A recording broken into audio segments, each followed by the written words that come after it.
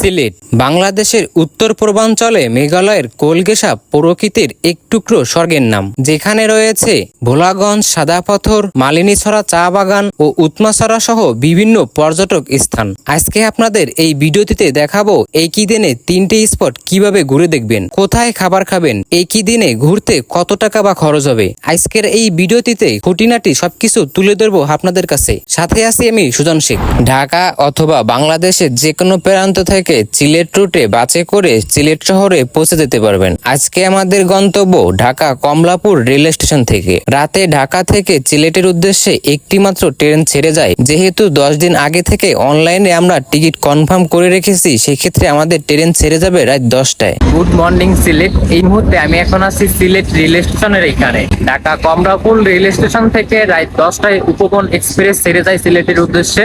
সিলেটে পৌঁছায় ঠিক 5টা 46-এ। এইখান থেকে প্রথমত আমি এখন সকালে নাস্তা করব, সেইখান থেকে বিভিন্ন স্পটে যাব।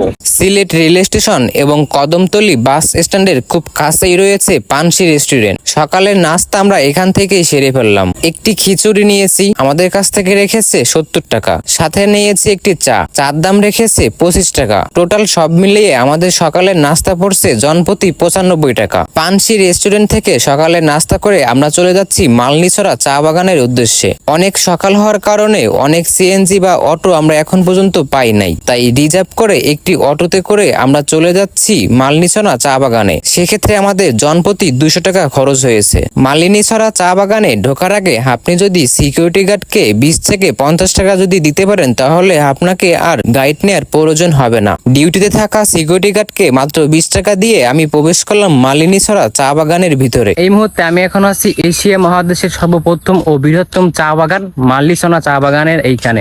আন্টি কেমন আছেন? ভালো আছি, আলহামদুলিল্লাহ। এখান থেকে চা সংগ্রহ করতেছেন, এইটা নিয়ে কিভাবে কি প্রসেস করবেন? এটা ডায়াবেটিসের চা। ও, ডায়াবেটিক্সের চা। আচ্ছা, এটা আপনি কি নিজেরে খাওয়ার জন্য নাকি দোকানে সেল করার জন্য এরকম কোনো কিছু করতেছেন? এটা অফিসে দিন। ও, অফিসে দিবেন। আচ্ছা আচ্ছা, মানে এই ছোট ছোট যে পাতা কলিগুলো আছে, এগুলো আসলে তুলে আপনারা সংগ্রহ করতেছেন এই পলির মাধ্যমে। এই চা দিয়ে কি গ্রিন টি তৈরি হয়? সকাল টাইমে আন্টিরা এই চা বাগান থেকে চার যে পাতাগুলো আছে, যে ছোট ছোট কচি পাতা যেগুলো আছে, এগুলো সংগ্রহ করে তারা অফিসে বা বিভিন্ন জায়গায় পৌঁছে দেয়। এই চা পাতা থেকে গ্রিন টি তৈরি হয় বা চাটা তৈরি হয়। 1854 সালে লর্ড হাডসন 1500 একর জায়গা নিয়ে এই সিলেট শহরের মালিনীছড়ায় চা উৎপাদন শুরু করে। এই চা বাগানটি সিলেট শহরের এবং সিলেট আন্তর্জাতিক বিমানবন্দরের খুব কাছেই অবস্থিত। সিলেট শহরের এই চা বাগান দেখা শেষ করে আমরা রওনা করেছি ভোলাগঞ্জ সাদা পাথরের উদ্দেশ্যে। জনপ্রতি 20 টাকা দিয়ে আমরা চলে গেলাম আম্বরখানা থেকে জনপ্রতি 120 টাকা দিয়ে আমরা রওনা করলাম সাদা পাথরের উদ্দেশ্যে। সিলেটের সৌন্দর্য উপভোগ করতে করতে 1 থেকে 1.5 ঘন্টার ভিতরে আমরা পৌঁছে গেলাম ভোলাগঞ্জ সাদা পাথরের এই জায়গায়। মেইন স্পটে যাওয়ার আগে অনেক দোকান পেয়ে গেলাম, যেখান থেকে আপনার প্রয়োজনীয় টি শার্ট, প্যান্টস অথবা ক্যাপ, চশমা জাতীয় অনেক কিছু নিয়ে ভিতরে যেতে পারবেন। ভোলাগঞ্জ সাদা পাথর মেইন স্পটে যাওয়ার জন্য আপনাকে ট্রলার রিজার্ভ করতে হবে। জনপ্রতি 100 টাকা দিয়ে টোটাল 8 জন যেতে পারবেন। যেহেতু আমি সিঙ্গেল আসছি, তাই ছোট একটি গ্রুপের সাথে আমি জয়েন হয়ে গেলাম। জনপ্রতি 100 টাকা দিয়ে আমি রওনা করলাম সাদা পাথরের উদ্দেশ্যে। মাত্র 10 থেকে 15 মিনিটের ভিতর পৌঁছে যাবেন সাদা পাথরের এই জায়গায়। পাহাড় ছুঁতে না পারলে দূর থেকে উপভোগ করতে পারতাছি। এত সুন্দর পাহাড় আমাদের বাংলাদেশের আশেপাশে রয়েছে। সিলেটের এই পাহাড়ের সৌন্দর্য উপভোগ করতে করতে আমরা পৌঁছে গেলাম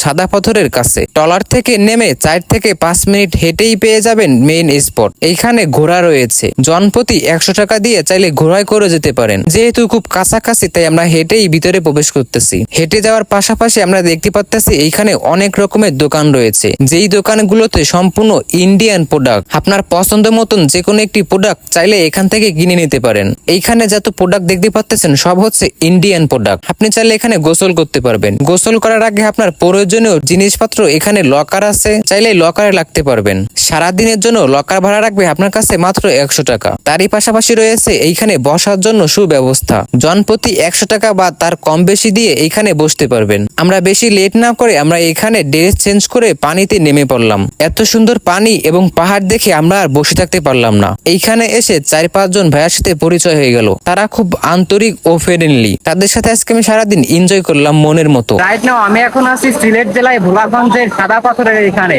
এবং আমি এখানে একটু নামার চেষ্টা করতেছি, বাট এখানে যে এতটা স্রোত, যা আসলে নামার পরে বুঝতে পারতেছি।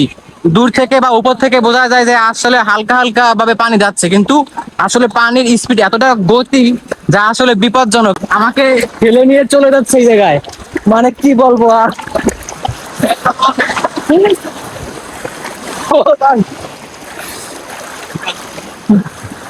মানে এতটা পানির স্পিড ঠেলে নিয়ে চলে যাচ্ছে, এখানে আসলে নিয়ন্ত্রণের বাইরে, আসলে প্রচুর রিস্ক এবং বিপজ্জনক।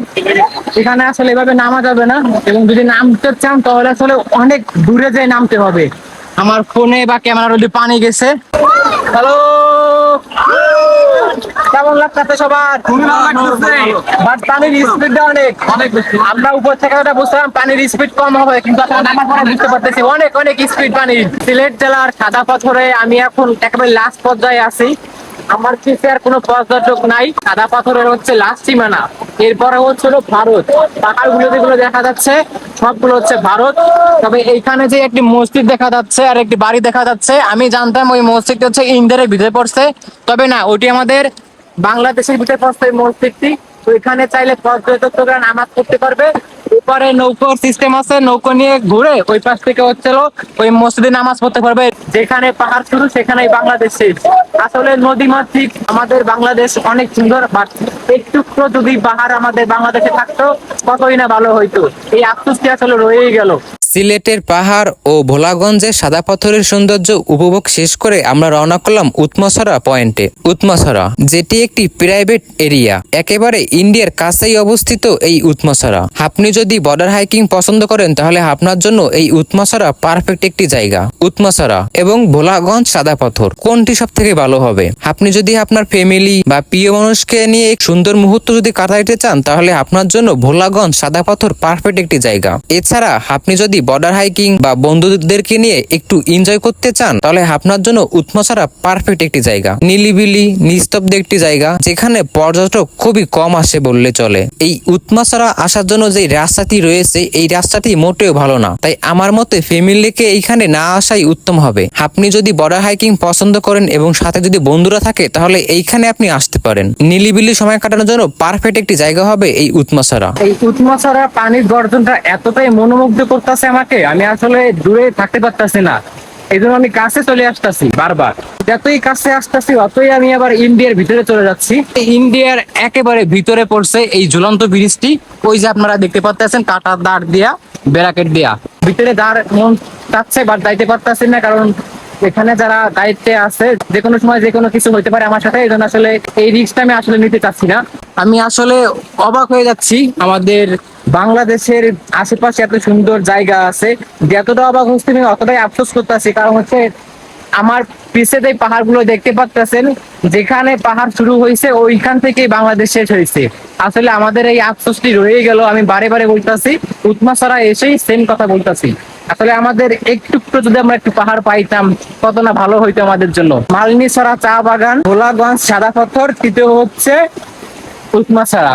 কেমন লাগছে আমার এই একদিনের ট্যুরের ব্লগটি অবশ্যই কমেন্ট সেকশনে জানাবেন। এবং একই দিনে আপনাদের আমি তিনটি স্পট ঘুরে দেখাইছি। এইরকমের সুন্দর সুন্দর ভিউ পেতে হলে সুজন শেখ ইউটিউব চ্যানেলটি সাবস্ক্রাইব করতে হবে। আর এত সুন্দর পাহাড়, এত সুন্দর পানির গর্জন, কোনোভাবেই আমার এখান থেকে যেতে ইচ্ছা করতেছে না। বাট বর্ডার এলাকা না হলে আমি আসলে উড়ে যেতাম, টুপুস করে যেভাবে যাওয়া থাকতো আমি ওইখানে চলে যেতাম, বাট কোনোভাবেই সম্ভব না। ভিডিওটি কেমন লাগছে অবশ্যই মতামত জানাবেন। এরকম ব্লগ পেতে হলে আমার চ্যানেলটি সাবস্ক্রাইব করে নোটিফিকেশনটি অল করে দিন। সবার সাথে দেখা হবে নেক্সট কোনো ব্লগে। সবাই ভালো দেখবেন, সুস্থ থাকবেন, আমার জন্য দোয়া করবেন। আর এইরকম সুন্দর পরিবেশ যদি আপনাদের ঘুরিয়ে দেখাতে পারি সেই জন্য আমার চ্যানেলটি সাবস্ক্রাইব করে আমার সাথে থাকবেন। সবাইকে আল্লাহ হাফেজ, টাটা।